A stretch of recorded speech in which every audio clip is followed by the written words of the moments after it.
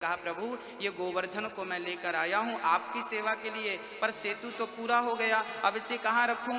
तब राम जी ने कहा कि गोवर्धन से कह दो कि वो मेरी सेवा के लिए आया है, मैं उस पर बड़ा प्रसन्न हुआ, अगले जन्म में मैं कृष्ण बनकर आऊंगा और मैं खुद उसकी सेवा करके इस जन्म का ऋण चुकाऊंगा, क्योंकि वो मेरी सेवा का संकल्प लिया है।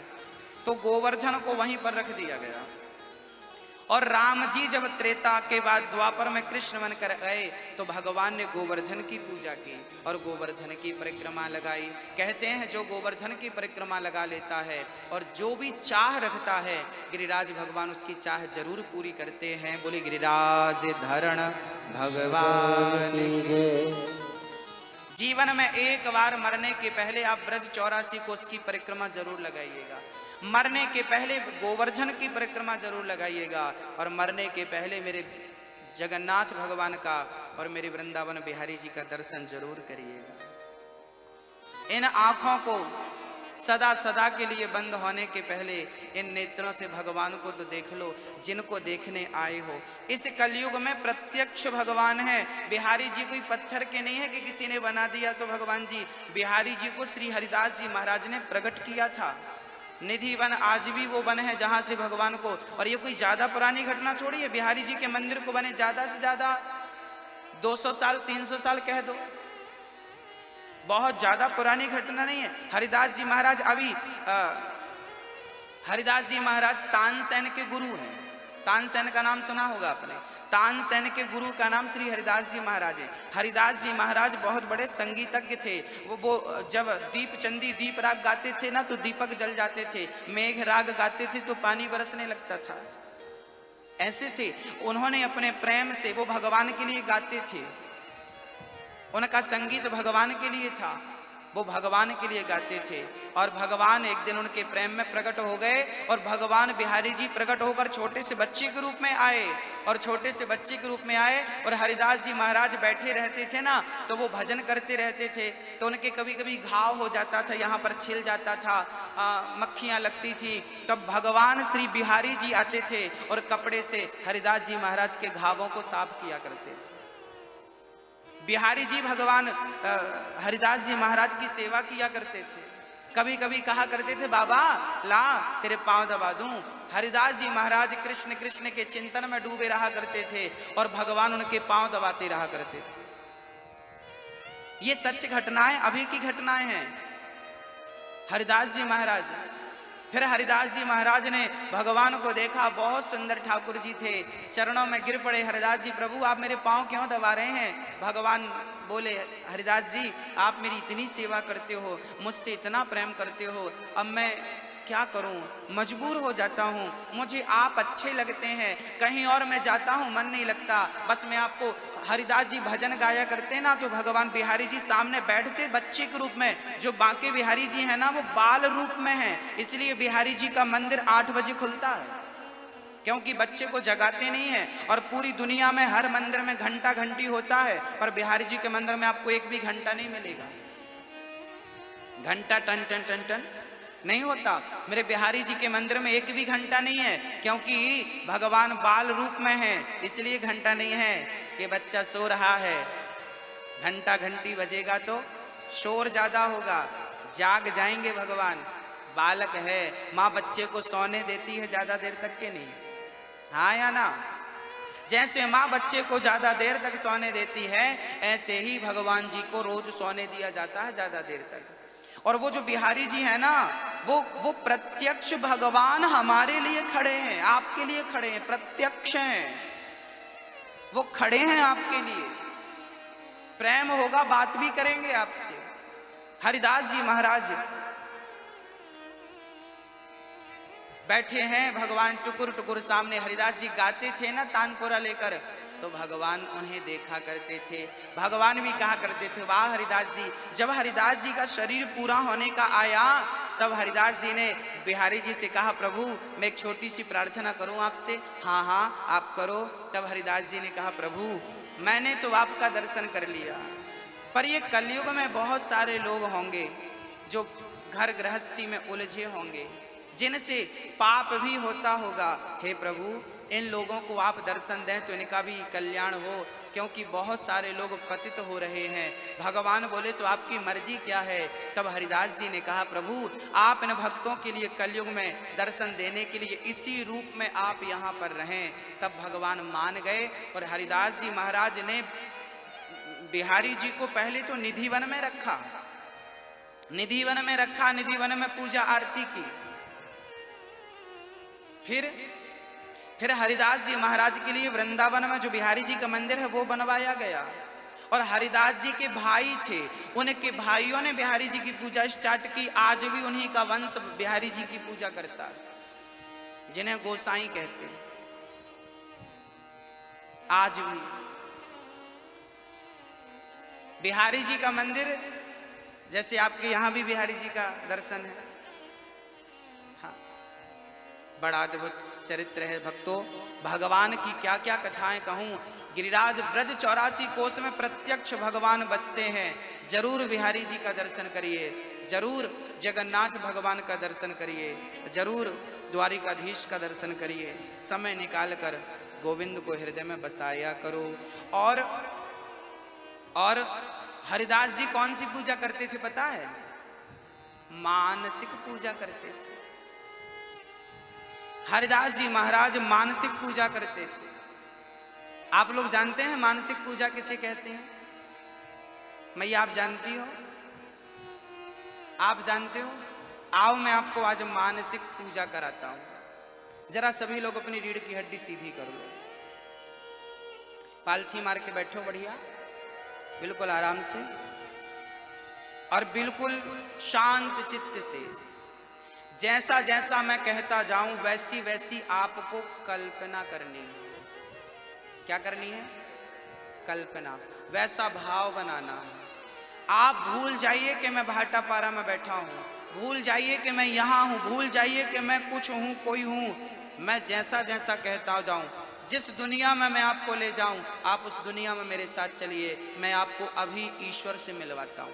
बस चित्त शांत रखिएगा, हृदय शुद्ध कर लीजिए, थोड़ी देर के लिए मन को केंद्रित कर लीजिए, पालथी मार के बैठिए और प्रेम से ऐसी मुद्रा बना लीजिए, ऐसी, और घुटनों पर रख लीजिए और दोनों नेत्रों को धीरे से बंद कर लीजिए। एक भाव बनाइए कि बिहारी जी मेरे सामने खड़े हैं। कल्पना करिए जिनके मुकुट पर सुंदर सा मोर का पंख लगा हुआ है, जिनके कानों में सुंदर से कुंडल लटक रहे हैं, जिनके गले पे सुंदर सी वैजंती की माला, कमल की माला पड़ी हुई है, जिनके मुस्कान कितनी सुंदर है। ठाकुर जी की मुस्कान जब आपने देखी तो मन गदगद हो गया। उनके कटीले से नेत्र कितने सुंदर हैं। भगवान को आप देख रहे हैं। उनके हाथ में, एक हाथ में बंसी है, उनके एक पांव दूसरे पांव के ऊपर टेढ़ा सा भगवान ने रखा है। बाजू में श्री राधा रानी खड़ी हैं। सुंदर सा दर्शन प्रिया जी का हो रहा है।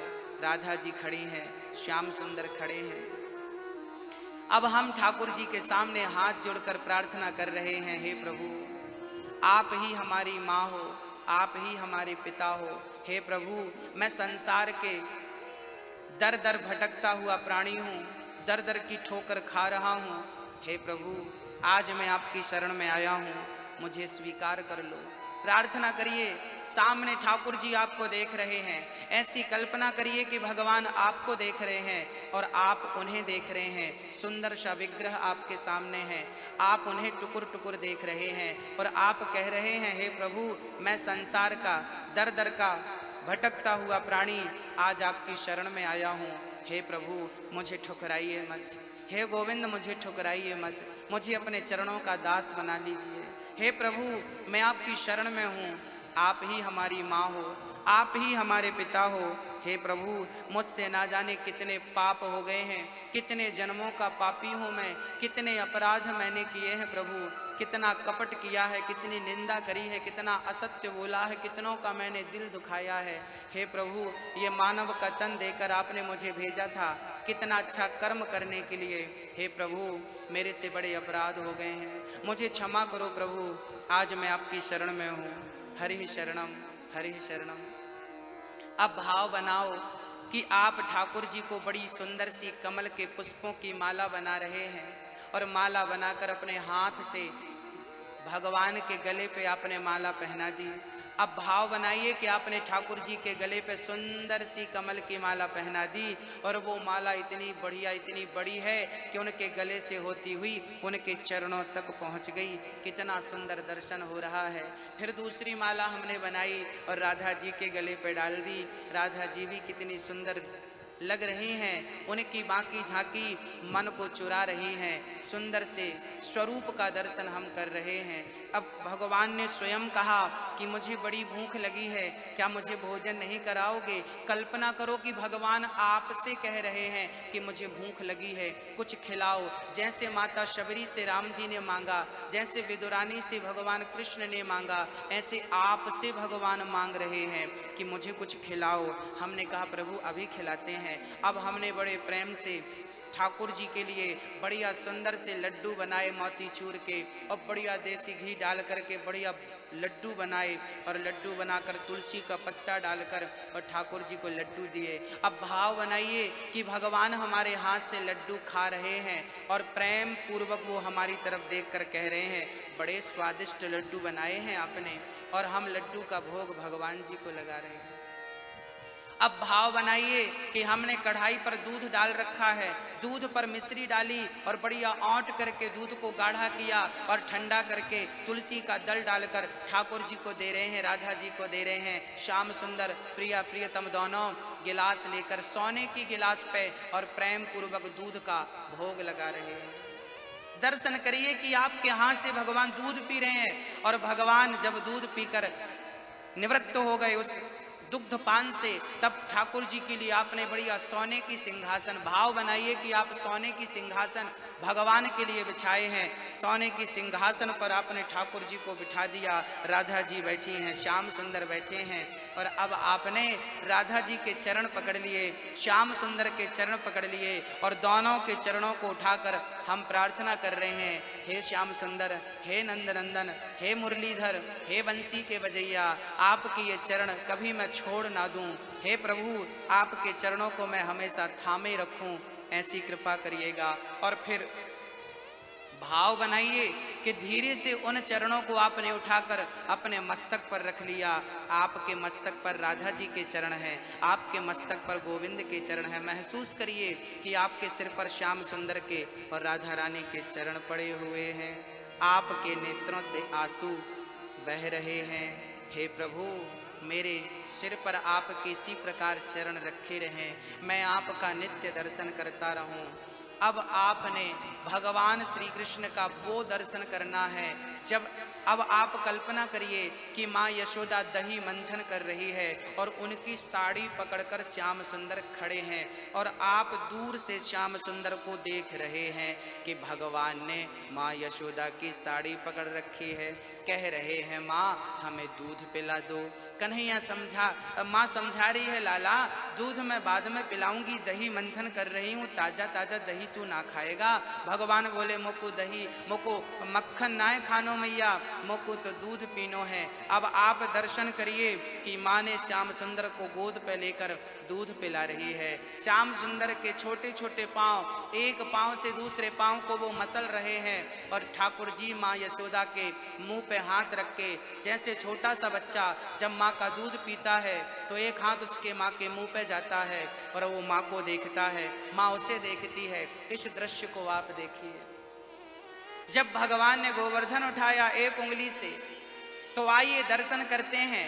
आप महसूस करिए कि जब भगवान ने गोवर्धन उठाया तब आप भी वहीं पर थे और आपने भी श्याम सुंदर को गोवर्धन उठाए देखा। श्याम सुंदर ने सबको बुलाया, आओ गोवर्धन की तलहटी पर आओ। सारे लोग गोवर्धन की तलहटी पर आ गए और सारे लोग भगवान का दर्शन कर रहे हैं। उसी भीड़ में आप भी कहीं हैं और आप भी नंद नंदन श्याम सुंदर को एक उंगली से उन्होंने गोवर्धन धारण कर रखा है।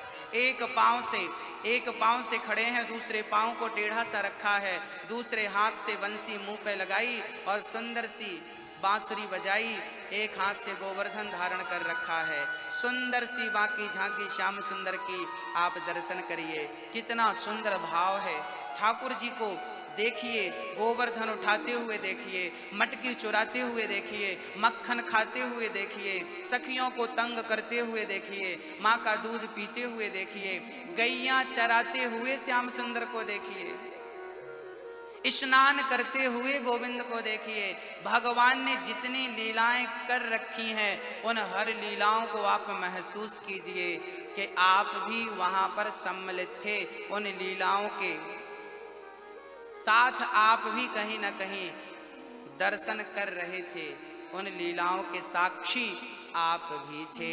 अब हम नंद नंदन श्याम सुंदर से प्रार्थना कर रहे हैं, हे बिहारी जी, हे श्याम सुंदर, आओ और मेरे अंतःकरण में, मेरे हृदय में, मन मंदिर में आकर बैठ जाओ। वो सिंहासन मैंने, सोने की सिंहासन अपने मन मंदिर में रखी और एक तरफ श्याम सुंदर को बिठाया, बाजू में राधा रानी को बिठा दिया। और अब मैं अपने हृदय में भगवान का ऐसा भाव बनाओ कि अपने हृदय में आप श्याम सुंदर का सुंदर सा दर्शन करें, उनके सुंदर से मुकुट का दर्शन, उनकी आँखों का दर्शन, उनकी मुस्कान का दर्शन, उनके कपोलों का दर्शन, सुंदर सी मुस्कान का दर्शन करें। और ठाकुर जी से प्रार्थना करें, भगवान के चरणों का चिंतन करें। उनके सुंदर से चरण, कितने सुंदर, कमल जैसा चरण ठाकुर जी के। अब अपने हृदय में कमल का चिंतन करें, जैसे कमल कीचड़ में रहता हुआ भी कीचड़ से कोई संबंध नहीं रखता, ऐसे हमें नंद नंदन श्याम सुंदर से प्रार्थना करनी चाहिए कि प्रभु,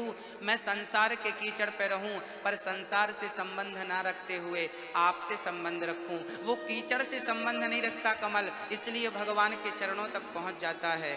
आप भी अपने आप को कमल के पुष्प जैसा महसूस कीजिए कि प्रभु, मैं ही आपके चरणों का पुष्प हूँ, आपके चरणों में चढ़ा हुआ पुष्प मैं ही हूँ। और प्रार्थना करिए कि हे प्रभु, मैं आपको कभी भूलूं नहीं, हे प्रभु, मैं आपको कभी भूलूं नहीं, हे नंद नंदन, हे श्याम सुंदर, मैं आपको कभी भूलूं नहीं।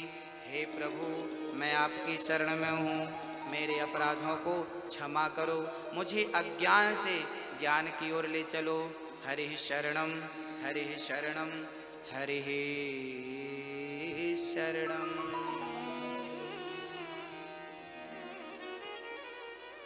भगवान का नाम जपते रहिए। श्री कृष्ण गोविंद हरे मुरारी, हे नाथ नारायण वासुदेव। श्री कृष्ण गोविंद हरे मुरारी, हे नाथ नारायण वासुदेव। हर लीला का आप चिंतन करिए, उस लीला को आप महसूस करिए और प्रार्थना करते हुए कहिए, हे प्रभु, मैं आपको कभी भूलूं नहीं। हरिदास जी महाराज एक दिन मानसिक पूजा कर रहे थे, तभी उनके एक सेठ जी आए, बहुत पैसे वाले थे। उन्होंने बहुत महंगा सेंट इत्र हरिदास जी को दे दिया। हरिदास जी उस समय मानसिक पूजा कर रहे थे। क्या कर रहे थे मैया जी? मानसिक पूजा कर रहे थे। इत्र दिया गया, हरिदास जी ने इत्र का ढक्कन खोला, पूरा इत्र जमीन पे गिरा दिया। तब तक थोड़ी देर बाद समाधि खुली। चेले ने कहा, गुरुजी, मैंने इतना महंगा इत्र दिया, आपको पूरा आपने जमीन पे गिरा दिया, क्यों? गुरुजी ने कहा, बेटा, मैंने जमीन पे नहीं गिराया, जहां इसे पहुंचाना था मैंने पहुंचा दिया। चेला बोला, मैं समझा नहीं। तब गुरुजी ने कहा, चल मेरे साथ। गुरु ने शिष्य का हाथ पकड़ा और बिहारी जी के मंदिर पे लाए, तो वही इत्र की खुशबू बिहारी जी के मंदिर से निकल रही थी। चेला बोला, गुरुजी, ये मेरा इत्र यहाँ कैसे आया? आपने निधि वन में डाला था, ये बिहारी जी के मंदिर से कैसे आया? तब हरिदास जी ने कहा कि मैंने मानसिक पूजा की थी। मैं उस समय राधा रानी का दर्शन कर रहा था। उस समय मैंने महसूस किया कि राधा जी श्याम सुंदर के संग होली खेल रही हैं और श्याम सुंदर ने रंग डाला है राधा जी के ऊपर, पर राधा जी के पास कोई रंग था नहीं, तो मैंने उनकी बाल्टी में इत्र घोल दिया। राधा रानी ने पिचकारी पे इत्र भरा और मैंने महसूस किया, मैंने भाव बनाया, मैंने कल्पना की राधा जी पिचकारी पे इत्र भर के और प्रेम पूर्वक श्याम सुंदर के ऊपर डाल रही हैं। तूने इत्र मुझे दिया, मैंने तुरंत भाव से राधा जी की बाल्टी पे डाला, गिरा निधि वन पे, ऐसा तुझे दिखा, पर मैंने भाव से वहां पहुंचाया तो भगवान के ऊपर राधा ने जी ने जब डाला तो वो इत्र श्याम सुंदर के शरीर पर पड़ा और वही खुशबू बिहारी जी के मंदिर से आ रही है। मैंने भाव से वस्तु को यहां पहुंचा दिया तो वस्तु पहुंच गई। आपके मानसिक पूजा में बड़ी शक्ति होती है। भगवान से ना तन का संबंध नहीं होना चाहिए। हम लोग ना तन के संबंध से पूजा करते हैं भगवान की। आप लोग जब भगवान की पूजा करते हो ना तो तन से ही करते हो ना, फूल चढ़ाना, ये चढ़ाना, ये शरीर से, तन से तो हो, पर उसके बाद मानसिक पूजा हो कि हम भगवान को फूल चढ़ा रहे हैं तो ये चढ़ा रहे हैं तो वो चढ़ा रहे हैं। अभी मैंने मानसिक पूजा का एक छोटा सा विधान आपको बताया, किस प्रकार हमें महसूस करना चाहिए, किस प्रकार उनकी एक एक लीलाओं को देखना चाहिए। किसने महसूस किया, हम यहाँ क्या किया करो, भगवान का ध्यान लगाया करो, स्मरण किया करो उनका। धीरे धीरे मानसिक पूजा इतना आनंद देने लगेगी आपको कि आपको संसार को देखने का मन ही नहीं करेगा। लगेगा कि बस आंख बंद करते करके अपने बिहारी जी का दर्शन करता रहूं। ऐसा भाव बनाइए कि आप बिहारी जी के मंदिर पे खड़े हैं, ऐसा भाव बनाइए कि बिहारी जी आपके सामने खड़े हैं। आप में से कितने लोग वृंदावन गए हैं? जो गए हैं वो हाथ उठा सकते हैं। आप वृंदावन गए हैं, बिहारी जी का दर्शन किया है? किया है? तो जरा महसूस करो कि आप एक भाव बनाओ, एक कल्पना करो कि मैं वृंदावन गया और बिहारी जी के मंदिर पहुंच गया। बिहारी जी के मंदिर में पर्दा बंद था, तुरंत पर्दा खुला, सामने बिहारी जी का दर्शन, सुंदर सुंदर सा दर्शन, अद्भुत दर्शन, बिल्कुल वही बाकी झांकी आंखों के सामने होनी चाहिए। निहारते रहो, देखते रहो। भगवान को आंख बंद करके वृंदावन में खड़े होकर मैं बिहारी जी का दर्शन कर रहा हूँ। शरीर भाटा पारा में हो पर मन वृंदावन में बिहारी जी के चरणों में होना चाहिए। यही भक्त और भक्ति के लक्षण है। आपका शरीर कहाँ है बिल्कुल मायने नहीं रखता। और याद रखना भक्तों, जिस दिन आपका ध्यान पक्का हो जाएगा, भक्ति पक्की हो जाएगी, उस दिन संसार छोड़ना नहीं पड़ेगा। एक मैया बोली, गुरुजी हम बहुत प्रयास करते हैं कि हम भगवान का ध्यान लगाया करें, पर लगता नहीं, लगता नहीं, लगता नहीं। ध्यान लगाने बैठते हैं, पूजा करने बैठते हैं, मन भटकता है। आप लोग कहते हैं कि मन लगेगा तो पूजा करेंगे, है ना? आप उल्टा कहते हैं। आप ये मत कहा करो कि मन लगेगा तो पूजा करेंगे। आप ये किया करो कि पूजा करेंगे तो मन लगेगा। अभी मैं पूजा करने बैठूं ना तो मन भटक जाता है, भाग जाता है, मन लगता ही नहीं। जन्म जन्म के भटकता हुआ मन एक बार में कैसे लग सकता है? शरीर से पहले पूजा किया करो, पहले पूजा किया करो। भगवान को नहलाना, भगवान का चिंतन, भगवान की आरती, भगवान का कीर्तन रोज किया करो। इसके बाद धीरे धीरे मन लगेगा। मन का ऑप्शन खत्म हो जाएगा ना। मन जो है ना वो जड़ होता है। याद रखना, एक उदाहरण के तौर पे मैं आपको समझाता हूं। मन कहता है, मन कहता है कि ये वस्तु उठा लो। मन कहता है कि ये वस्तु उठा लो, पर जब तक मन का सपोर्ट शरीर नहीं करेगा तब तक क्या मन ये वस्तु उठा सकता है? सावधान होके सुनिए भैया जी। मन कहता है कि ये वस्तु उठा लो, पर अब हाथ काम ना करे, शरीर सपोर्ट ना करे तो क्या उठा सकता है? मन कभी कुछ नहीं कर सकता। मन तभी कोई काम कर सकता है जब शरीर उसका सपोर्ट करता है। शरीर सपोर्ट ना करे तो मन जड़ है, मन तो जड़ है। अब मन ने कहा इसे उठा लो, मैंने उठा लिया, तो मैंने मन की बात मान ली।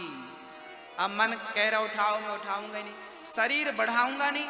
मन कहता है कि किसी को गलत कहो, मन कहता है गलत करो, पर शरीर ना करे, मन का साथ शरीर ना दे तो आपका मन धीरे धीरे फिर समझ जाएगा कि मेरी बात तो मानता ही नहीं शरीर। इसलिए फिर मन की जो भाग दौड़ है, मन की जो व्याकुलता है, चंचलता है, वो धीरे धीरे समाप्त हो जाएगी और फिर मन केंद्रित होना शुरू हो जाएगा, मन शांत हो जाएगा।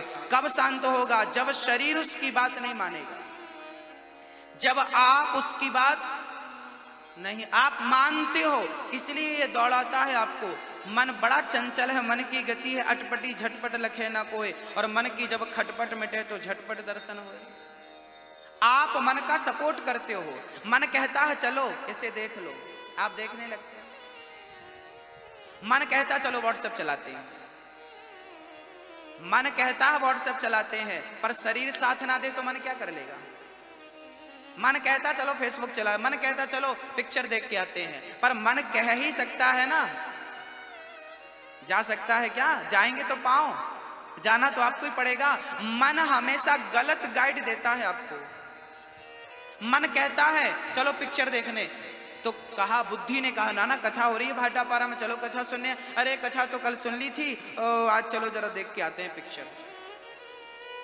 अब आपको निर्णय लेना है कि पिक्चर में जाना है कि कथा पे जाना है। मन कहता है चलो थोड़ा आराम कर ले, मन कभी नहीं कहेगा कि चलो माला लेके जाप करते हैं। मन इतना निकम्मा है, और याद रखना मेरी माँ, ये मन तुम्हारा सगा नहीं है। याद रखना मैं क्या बोल रहा हूं। मन आपका सगा, आपका सबसे बड़ा दुश्मन आपका मन ही है। पूरी जिंदगी आपने मन की इच्छाएं पूरी करने में लगा दी, बताओ क्या इच्छाएं पूरी हुई? शरीर पूरा होने को आया है, उम्र पूरी हो गई, पर अभी तक मन की इच्छाएं पूरी। इस मन ने आपको ठग लिया और आपको पता ही नहीं चला। मन किसी का सगा, लोग कहते हैं ना ये आदमी किसी का सगा नहीं है। हाँ, ये मन भी तुम्हारा सगा। कब बिगड़ जाए? बुढ़ापे में बिगड़ जाता है। इस पर भरोसा, ज्ञानी जन इस पर भरोसा नहीं करते। कब बिगड़ जाए? आप अकेले हो तो कब आपका मन विचार गलत आ जाए, कब गलत भाव आ जाए, कोई जानता है क्या? कब गलत बुद्धि हो जाए, किसकी हो जाए? बुढ़ापे में हो जाए। जवानी तो छोड़ो, बुढ़ापे में बुद्धियां बिगड़ जाती हैं। कौन बिगाड़ता है? मन मन मन। इसलिए मन सबसे बड़ा दुश्मन है और मन सबसे बड़ा दोस्त भी है। मन यदि प्रतिकूल है तो दुश्मन है, और मन अनुकूल है तो दोस्त है। ये मन क्या चीज है, मैं आपके एक एग्जाम्पल से समझाता हूं। एक लोहे का टुकड़ा पानी में डूब जाता है, लेकिन वही लोहा जब जहाज में, नाव में लग जाए, लोहे की कील लगती है कि नहीं? लोहे की कील जहाज में लग जाए तो वो लोहा डूबता नहीं है। लोहे की चेयर नाव पर रख जाए तो वो चेयर डूबती नहीं है। समुद्री जहाज में तो लोहा ही लगता है। बड़े बड़े जहाजों में जो लोहा नाव की संगत करता है वो पार हो जाता है, और पार आपको और हमें भी लगा देता है, पर जो लोहा नाव की संगत नहीं करता वो डूब जाता है। ऐसे ही ये मन लोहे की तरह है। ये मन अगर संसार में लग गया तो ये मन आपको डुबा देगा, और यही मन सत्संग की नौका से जुड़ गया, भगवान के चरणों से जुड़ गया तो भव सागर से पार भी लगा देगा। ये मन ही आपको बंधन में डालता है, और ये मन ही आपको भव सागर से, मन एव मनुष्याणाम बंधनम मोक्ष कारणम। एक बार मथुरा के कुछ चौबे जी भांग खा के सोचे चलो आज प्रयागराज चलते हैं, तो नाव पे बैठे और बोले नाव से आज प्रयागराज, मथुरा से प्रयागराज नदी नदी चलते हैं, यमुना यमुना, क्योंकि यमुना प्रयागराज गई है। तो नाव रात भर चली। सुबह नाव तो देखा कि भाई लगता हम लोग प्रयागराज पहुंच गए। लोग बोले कि भाई ये प्रयागराज नहीं है, ये मथुरा ही है। अब उनकी भांग वांग उतर गई। उन लोगों ने कहा भाई रात भर हमने नाव चलाई और हमारी नाव प्रयागराज नहीं पहुंची। बोले इसलिए नहीं पहुंची क्योंकि नाव तो तुमने रात भर चलाई, पर नाव खोटे से बंधी थी, रस्सी से तुमने खोला ही नहीं। बंधी नाव रात भर खेते रहे, चलाते रहे। अब बताओ, नाव बंधी है और रात भर चलाओ तो तुम्हारी मेहनत बेकार हुई कि नहीं?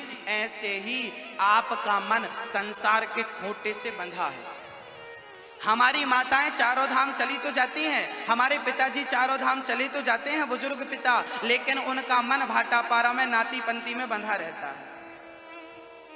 मन बंधा है, डोर खूंटे से बंधी है, और तुम कितनी भी मेहनत कर लो, चारों धाम कर लो, जब तक मन को संसार के खूंटे से नहीं खोलोगे तब तक बेड़ा पार होने वाला नहीं, भव सागर से पार जा नहीं सकते। इसलिए अभ्यास आज से ही करना पड़ेगा कि आप अपने मन को संसार के खूंटे से खोलना स्टार्ट कर दें आज से। और याद रखना, जिस दिन यह मन खुल गया संसार से, उस दिन भगवान के मिलने में देर नहीं लगेगी। धीरे धीरे भजन करना, धीरे धीरे नाम जपना, ध्यान लगाना। इससे क्या होगा, आप और आपकी भक्ति पक जाएगी। और जब भक्ति पक जाएगी मेरी माँ, तो क्या होगा, क्या होगा, जब भक्ति पक जाती है ना, तो कच्चा आम वृक्ष को पकड़ के रखता है, और वही आम जब पक जाता है तो पेड़ से छुड़ाना नहीं पड़ता, अपने आप अपने आप अपने आप छूट जाता है।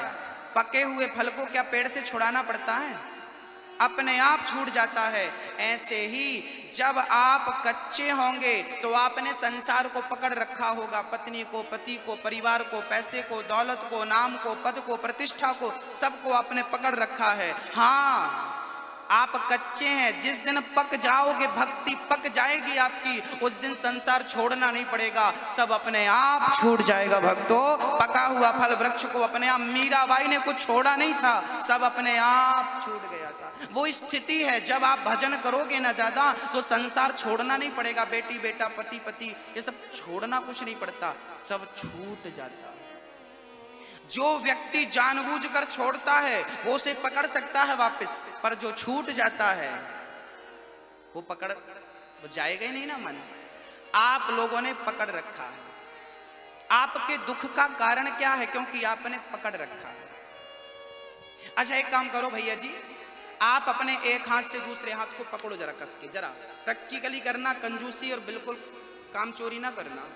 पकड़ो सब लोग, मैया पकड़ो। भैया जी आप नहीं पकड़ रहे साहब, अलग से कहूं मैं, पकड़ो ऐसे, एक हाथ से, यहाँ से देखो, ऐसे एक हाथ से दूसरे हाथ को ऐसे पकड़ो, पकड़ो, कस के पकड़ो, ऊपर हाथ करके जोर से पकड़िए, दबाइए और जोर से, और जोर लगाइए भैया जी, लगाइए जोर, और जोर लगाइए, और कस के, थोड़ा और मैया, और जोर लगाओ, पकड़ो पकड़ो। अब छोड़ दिए। अब ये बताओ, पकड़ने में अच्छा लग रहा था कि अभी छोड़ने में अच्छा लग रहा है? छोड़ने में अच्छा लग। यही तो मैं कहता हूं कि पकड़ने में सुख नहीं है, छोड़ देने में सुख है। यदि सुख चाहते हो तो छोड़ना सीखो। आपने पकड़ रखा है, बेटी को, बेटे को, पद को, प्रतिष्ठा को आपने पकड़ रखा है, इसलिए आप दुखी हैं। जिस दिन आप छोड़ देंगे उस दिन आप सुखी हो जाएंगे। सुखी कब होंगे आप? जब आप छोड़ देंगे। आप छोड़ते नहीं, सुख मिलता नहीं। गुरुजी हम बड़े परेशान हैं। परेशान नहीं तो क्या सुखी रहो? छोड़ो। जंजाल को पकड़ रखा है आपने, यही आपके दुख का, यही आपकी अधोगति का भी कारण है,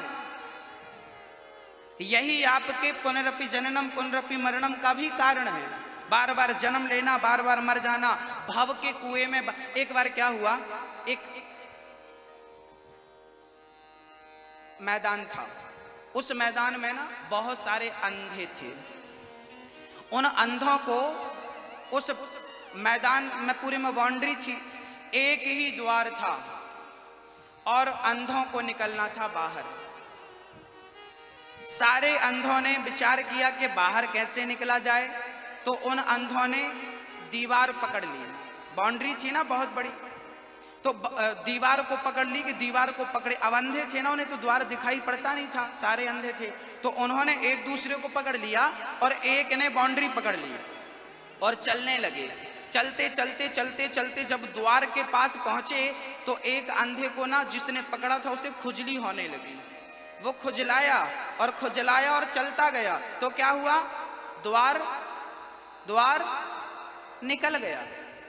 द्वार निकल गया। अब फिर वो चक्कर लगाया और दूसरी बार फिर पहुंचा तो अपने मित्रों से इतना मस्त हो गया पंचायत में, गप्पों में, कि द्वार कब निकल गया पता नहीं चला।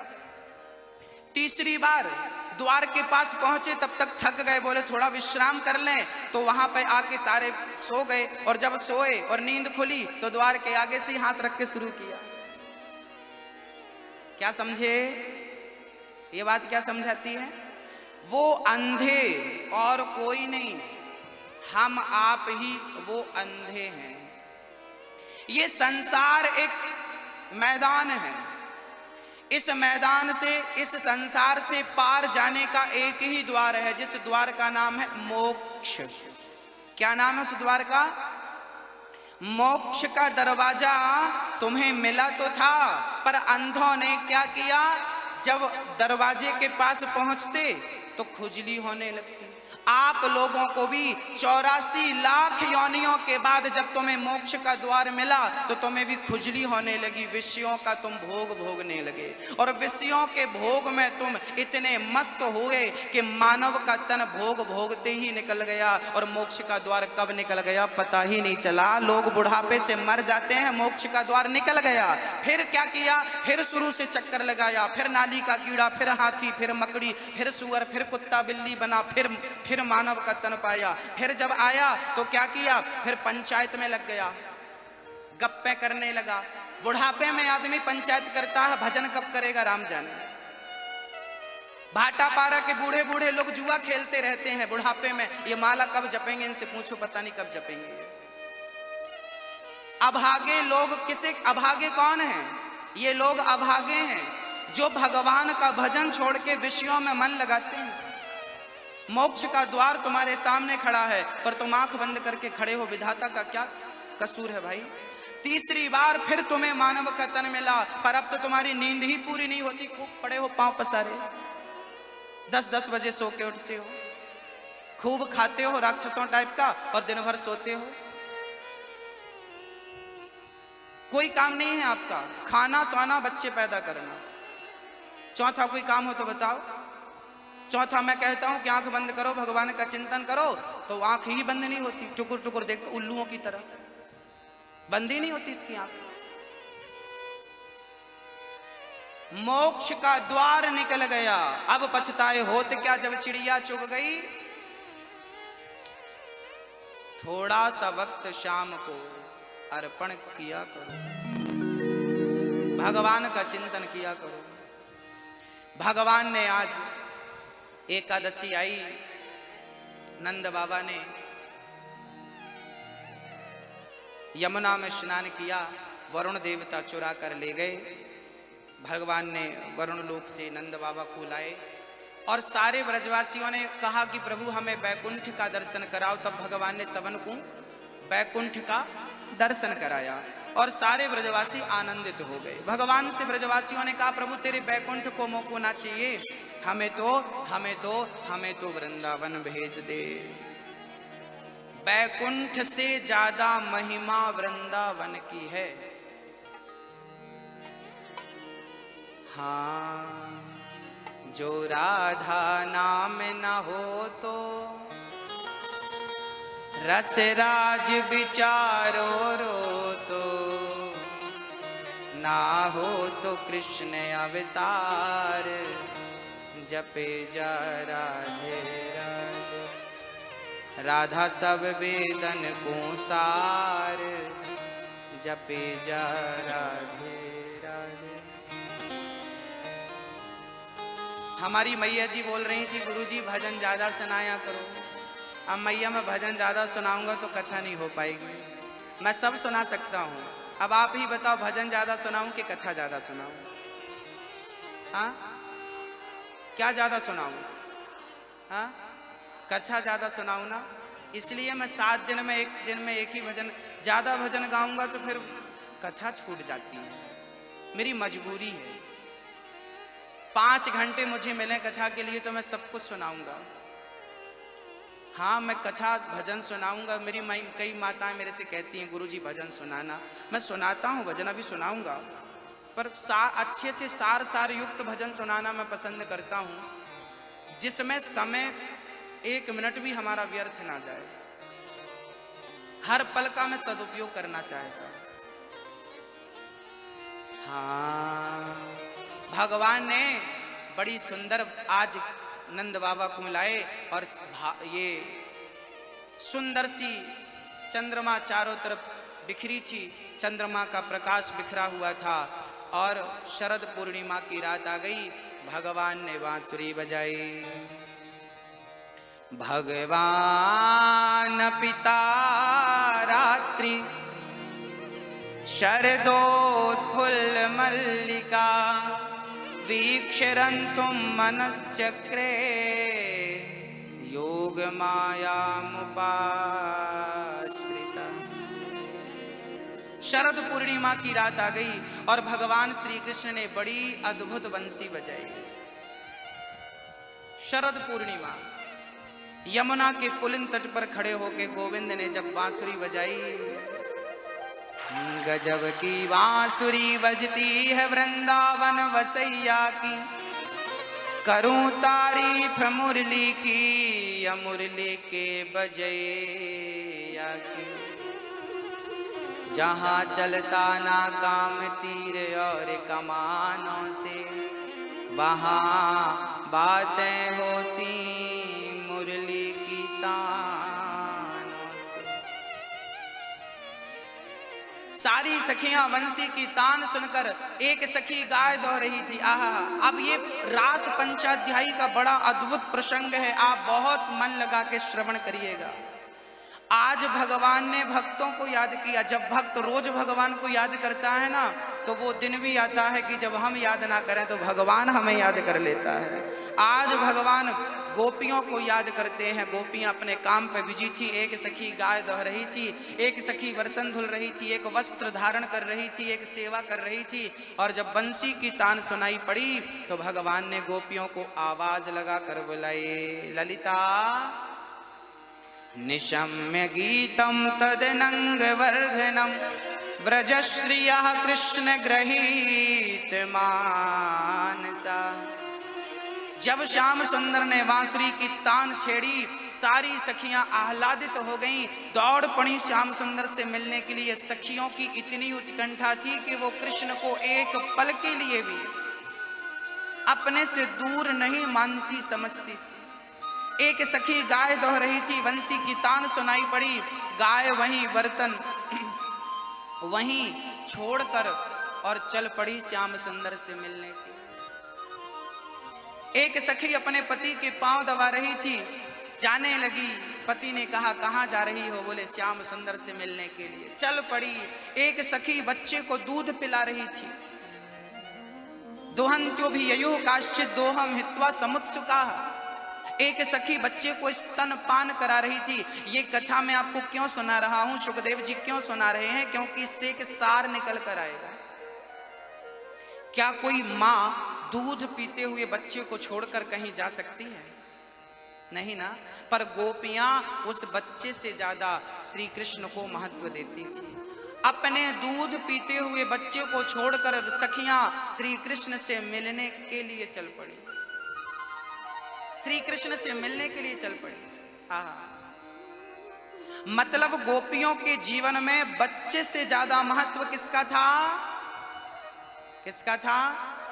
बस ये बात आप समझ लो कि जीवन में जब तक आप वस्तु को महत्व देते रहेंगे तब तक भगवान की प्राप्ति कभी नहीं होगी। जब वस्तु का महत्व खत्म होगा और जब गोविंद को महत्व दोगे तब भगवान प्राप्त होंगे।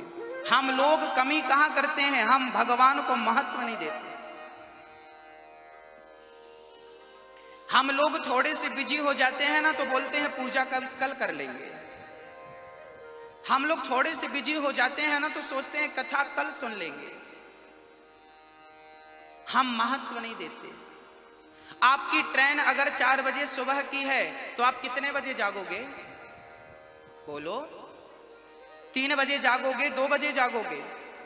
क्योंकि ट्रेन 4 बजे की है। आपकी ट्रेन 4 बजे की है, आप 2 बजे जाग गए क्योंकि आपने यात्रा को महत्व दिया, ट्रेन को महत्व दिया।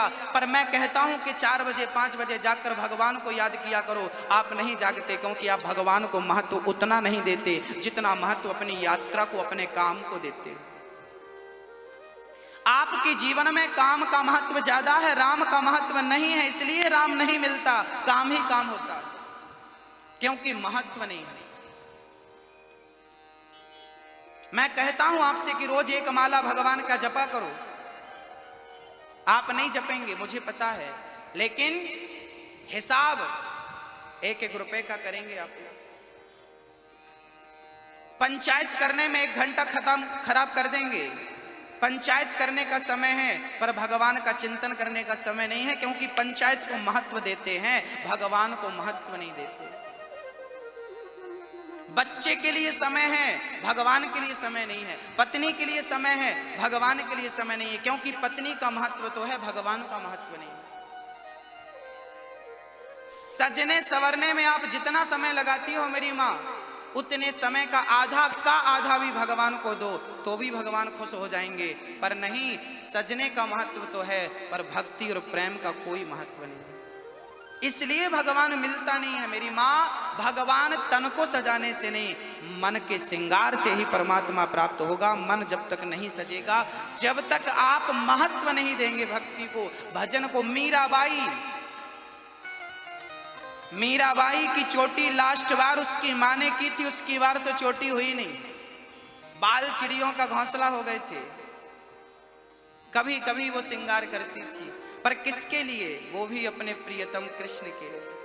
मीराबाई पांव में घुंघरू बांधती थी, छम छम करके नाचती थी। कहीं भी मंदिर मिल जाए, खरताल निकाल कर कीर्तन करती, नाचती। कोई पूछे किसके लिए नाच रही है? गोविंद के लिए नाच रही है। मीराबाई के जीवन में गोविंद का महत्व था। सारी सखियां दौड़ पड़ी, भगवान श्री कृष्ण ने स्वागत किया। स्वागतम वो महाभाग प्रियम किम करवाणि वः ब्रजस्यानामयं कश्चित् ब्रूतागमन कारणम्। भगवान ने सारी सखियों का स्वागत किया। आओ आओ। जब गोपियां आई तो भगवान ने कहा, आगमन क्यों हुआ है, किस हेतु आई हो, बताओ। सखियां बोली, कन्हैया अभी अभी आपने बांसुरी बजाकर बुलाया और अब आप कह रहे हो कि क्यों आई हो? आपने तो बुलाया हमें। भगवान बोले, मैं तो अपनी बंसी बजा रहा था, मैंने कब बुलाया? गोपियां बोली, श्याम सुंदर हमें मत ठुकराओ, हमें मत ठुकराओ। देखिए भगवान ने ये लीला क्यों रची। पहले तो भगवान ने गोपियों को बुलाया और बाद में भगवान ने कहा कि तुम यहाँ क्यों आई हो, आने का हेतु क्या है, जाओ अपने घर। अब भगवान याद दिलाने लगे, पति को कभी नहीं छोड़ना चाहिए। अपने बच्चों को छोड़कर आ गई तुम, तुम्हारे बच्चे रो रहे होंगे। भगवान परिवार की याद दिला रहे हैं। भगवान देखना चाहते हैं कि गोपियाँ कच्ची हैं या पक्की। कहीं मैं घर परिवार को याद दिलाऊं, कहीं ये चली तो नहीं जाए। यदि चली गई तो तुम्हें परिवार मिलेगा, कृष्ण नहीं मिलेगा। याद रखना भक्तों। मेरे एक हाथ में ये मोतियों की माला है, दूसरे हाथ में ये वस्त्र है। बहुत ध्यान से समझना। अब मुझे इस हाथ से मोती की माला पकड़नी हो तो पहले मुझे क्या करना पड़ेगा? बोलो। पहले मुझे इसे, जब मैं इसे छोड़ूंगा तब मैं इसे पकड़ सकूंगा। मैं उसे छोड़ूंगा ही नहीं तो इसे पकड़ूंगा कैसे? ऐसे ही जब आप संसार को और संसार के विषयों को छोड़ेंगे तब भगवान को पकड़ सकेंगे। आप संसार के विषयों को जब तक नहीं छोड़ेंगे, गोविंद पकड़ में नहीं आएगा। एक ही पकड़ में आ सकता है, या तो संसार या तो गोविंद। या जगत को पकड़ लो या जगन्नाथ को पकड़ लो। दोनों आप चाहो तो पॉसिबल नहीं है। मीराबाई ने घर परिवार को छोड़ा है, तब किसे पकड़ा? तब गोविंद को पकड़ा। मैं आपको इस उम्र में ये सब करने का नहीं बोल रहा हूं। बुढ़ापा आ जाए, समय बीत जाए, अभी से अभ्यास करना। तो बुढ़ापा आते आते जब तुम सारे कामों से निवृत्त हो जाओगे ना, तो संसार छूट जाएगा, आसान रहेगा। और तुमने जो सब पकड़ रखा है ना, आप ठीक से मर भी नहीं पाओगे यदि ज्यादा पकड़ रखा है। बड़ा कष्ट होता है। हाँ, गोपियां आई हैं छोड़ के, भगवान ने घर परिवार की याद दिलाई भी, पर गोपियां मानने वाली नहीं। गोपियां कहती हैं, संसार को छोड़कर कन्हैया तेरे लिए आई हैं, अब तुझे छोड़ करके संसार में जा नहीं सकती। हम आपसे ज्यादा महत्व संसार को नहीं देती, हम संसार से ज्यादा महत्व तो आपको देती हैं। गोपियां भगवान को अधिक महत्व दिया करती। आप किसको महत्व ज्यादा देते हैं? मैया किसको महत्व देते हैं?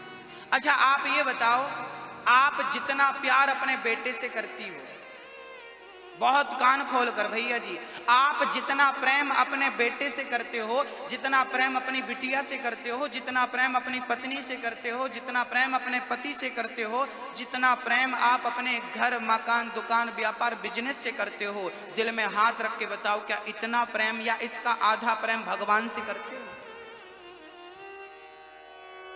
हाँ या ना? नहीं ना? नहीं। हम जितना प्रेम अपने बच्चे से करते हैं उतना प्रेम पूरी जिंदगी में भगवान से नहीं कर पाते। यही कारण है कि हम भगवान तक नहीं पहुंच पाते। भगवान तक कोई पूजा पाठ आपको नहीं पहुंचा सकती। भगवान तक कोई पहुंचा सकता है तो केवल प्रेम ही आपका भगवान तक आपको पहुंचा सकता है। जितना प्रेम अपने बेटे से करते हो उतना ना सही भैया उसका आधा भी भगवान से कर लोगे तो बेड़ा पार हो जाएगा। तुम्हें इसी जन्म में इन्हीं आंखों से भगवान का साक्षात्कार होगा। अगर भगवान से प्रेम किया तो, पर करता कौन? आपको जरूरत, अच्छा आपके 2 बेटे हैं तो 2 बच्चों से प्रेम करते हो, तीसरा चौथा 4 बेटे होते तो 4 से प्रेम करते कि नहीं? हम कहते हैं एक बेटा है तो दूसरा कन्हैया को मान लो 2 बेटे हैं तो तीसरा कृष्ण को मान लो, प्रेम हो जाएगा। मैंने एक दिन कहा था कि भगवान को जब तक कोई रिश्ता नहीं जोड़ोगे भगवान से तब तक उनसे प्रेम नहीं होगा, तब तक भक्ति सफल नहीं होगी। इसलिए आवश्यक है, क्या जरूरी है मेरी मां? भगवान से क्या जरूरी है? केवल प्रेम। भगवान को क्या चाहिए? केवल प्रेम, वस्तु नहीं चाहिए। और आप लोग क्या करते हैं? वस्तु देते रहे भगवान को, ये फूल माला। हमारी माता देखो आती हैं यहाँ, फूल फेंकती हैं, चावल फेंकती हैं, केला लेकर आती हैं, केला देती हैं, ये नारियल लेके आती हैं, नारियल देती हैं। आपने सब कुछ दिया है, प्रेम दिया। केला देना बहुत कठिन थोड़ी है। केला चढ़ाने से भगवान मिले तो मैं 50 दर्जन चढ़ा दूं, पूरे भाटा पारा का केला ला के ठाकुर जी को चढ़ा दूं। बोलो भाई, नारियल चढ़ाने से भगवान मिले तो मैं नारियल उड़ेल दूं। मिला ही ना रघुपति बिनु अनुरागा, किए जोग जब ज्ञान विरागा।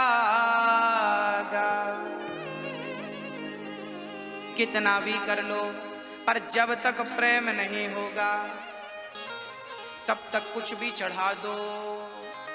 भाटा पारा के एक पिताजी थे, उन्होंने अपनी बेटी का विवाह किया। मैया, ओ मैया कहाँ देख रही हो? आगे वालों को तो जरा सावधान ही रहना चाहिए कथा के टाइम। पीछे वाले उठे बैठे चलेगा, पर आगे वाले बार बार ये उठक बिठक लगाते रहते। आगे बैठना मतलब आपकी जिम्मेदारी है कि कथा में आपके द्वारा कोई डिस्टर्ब ना हो। हाँ, पर आप अपनी जिम्मेदारी समझते नहीं, आगे बैठ के उठते बैठते रहते, यहाँ वहां देखते रहते।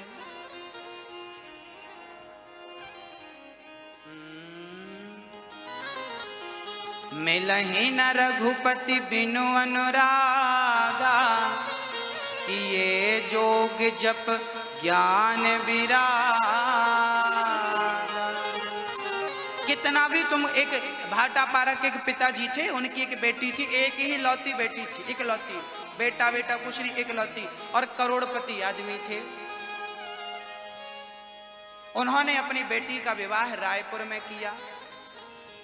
लड़का बड़ा अच्छा था, पढ़ा लिखा भी था और वो भी करोड़पति था। शादी में पिता ने 50 लाख की तो गाड़ी गिफ्ट करी। अपनी बेटी को 2 बंगले दिए रायपुर में खरीद के। और भाटापारा के 4-6 प्लॉट भी बिटिया के नाम कर दिया। बड़ी शादी और सारे बारातियों को बढ़िया 56 भोग खिलाया पिलाया, इतना सब कुछ किया।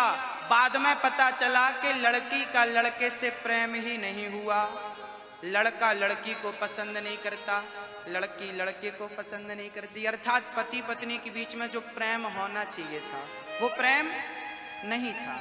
अब लड़की लड़के के बीच में जो प्रेम होना चाहिए था वो नहीं हुआ, तो